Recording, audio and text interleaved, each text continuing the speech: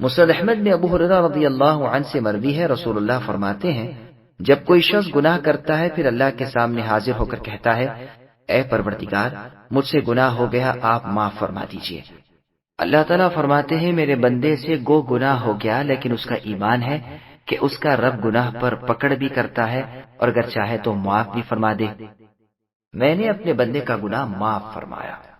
اسے پھر گناہ ہوتا ہے پھر توبہ کرتا ہے، اللہ تعالیٰ پھر معاف فرماتے ہیں، پھر تیسری مرتبہ اس سے گناہ ہو جاتا ہے، یہ پھر توبہ کرتا ہے، اللہ تعالیٰ پھر بخشتے ہیں، چوتھی مرتبہ پھر گناہ کر بیٹھتا ہے، پھر توبہ کرتا ہے تو اللہ معاف فرما کر کہتے ہیں اب میرا بندہ جو چاہے کرے۔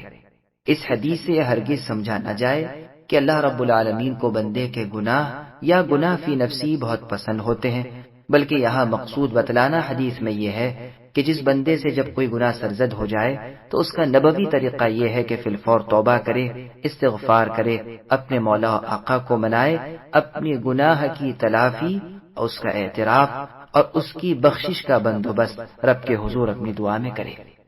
اور توبہ اور استغفار کرتے رہنا ہرگز بھی نہ چھوڑے۔ بے شک نیکی کرنے کی ہمت اور برائی اور گناہ سے بچنے کی طاقت اللہ کی توفیق اور اذن سے ہی ممکن ہے۔ یہ حدیث بخاری مسلم میں بھی ہے۔ امیر المؤمنین ابو بکر صدیق رضی اللہ عنہ فرماتے ہیں کہ رسول اللہ صلی اللہ علیہ وسلم نے فرمایا جو شخص کوئی گناہ کرے پھر وضو کر کے 2 رکعت نماز ادا کرے اور اپنے گناہ کی معافی چاہے تو اللہ عز و جل اس کے گناہ معاف فرما دیتے ہیں۔ یہ روایت مسند احمد، ابو داؤد، ترمذی، ابن ماجہ وغیرہ میں ہے۔ صحیح مسلم میں روایت ہے کہ امیر المؤمنین عمر بن الخطاب رضی اللہ عنہ سے مروی ہے، رسول اللہ فرماتے ہیں تم میں سے جو شخص کامل وضو کر کے اشہد ان لا الہ الا اللہ وحدہ لا شریک لہ واشہد ان محمدا عبدہ ورسولہ پڑھے، اس کے لیے جنت کے 8 دروازے کھل جاتے ہیں، جس سے چاہے اندر چلا جائے۔ نیز بخاری اور مسلم کی روایت میں ہے امیر المؤمنین عثمان بن عفان رضی اللہ عنہ سنت کے مطابق وضو کرتے ہیں، پھر فرماتے ہیں میں نے رسول اللہ صلی اللہ علیہ وسلم سے سنا، آپ نے فرمایا ہے جو شخص مجھ جیسا وضو کرے پھر 2 رکعت نماز ادا کرے جس میں اپنے دل سے باتیں نہ کرے تو اللہ تعالیٰ اس کے تمام گناہ معاف فرما دیتے ہیں۔ بس حدیث تو عثمان رضی اللہ عنہ سے، اس سے اگلی روایت عمر رضی اللہ عنہ سے، اس سے اگلی روایت ابو بکر رضی اللہ عنہ سے، اور اس تیسری روایت کو ابو بکر رضی اللہ عنہ سے علی رضی اللہ عنہ روایت کرتے ہیں۔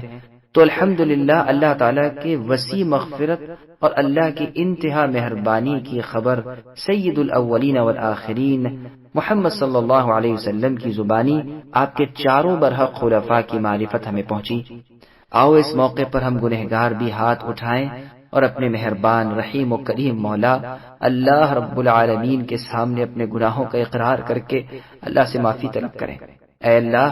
اے ماں باپ سے زیادہ مہربان، اے عفو و درگزر کرنے والے، اور کسی بھکاری کو اپنے در سے آپ خالی نہ پھیرنے والے ہیں تو ہم خطا کاروں کی سیاہ کاریوں سے بھی درگزر فرمائیے اور ہمارے کل گناہ معاف فرما دیجئے، آمین۔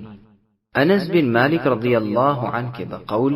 یہی وہ مبارک آیت ہے کہ جب یہ نازل ہوئی تو ابلیس رونے لگا۔ یہ روایت مصنف عبد الرزاق میں ہے، واللہ اعلم۔ پھر آگے اللہ نے فرمایا کہ وہ اہل ایمان جانتے ہوں، یعنی اس بات کو کہ اللہ تعالیٰ توبہ قبول کرنے والے ہیں، جیسے اور جگہ ہے الم یعلموا ان اللہ هو يقبل التوبۃ عن عباده، کیا یہ نہیں جانتے کہ اللہ تعالیٰ اپنے بندوں کی توبہ قبول فرماتے ہیں؟ اور جگہ ہے ومن يعمل سوءا او يظلم نفسه الآیات، یعنی جو کوئی شخص بھی برا کام کر لے یا گناہ کر کے اپنی جان پر ظلم کرے پھر اللہ تعالیٰ سے بخشش طلب کرے تو وہ دیکھ لے گا کہ اللہ عز و جل بخشش کرنے والے مہربان ہیں۔ سبسکرائب کیجئے ہمارے چینل اور دبائیے بیل کا آئیکن تاکہ آپ کو ریگولر نوٹیفیکیشن اپڈیٹس مل سکے۔